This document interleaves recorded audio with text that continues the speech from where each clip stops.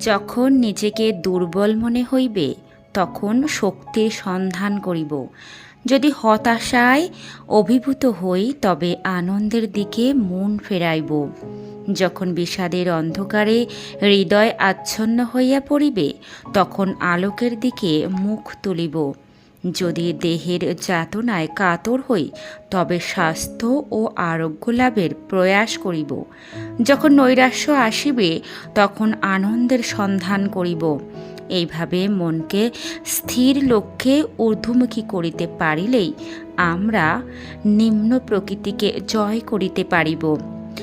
প্রার্থনা করিতে হইবে, হে প্রভু, তুমি সর্বভূতে বিরাজ করিতেছ, তুমি আমাকে সাহায্য করো যেন আমি সকল চিন্তাকে অনিত্য বস্তু হইতে নিত্যের সঙ্গে যুক্ত করিতে পারি। আমাকে তোমার শান্তি ও ধৈর্য দান করো।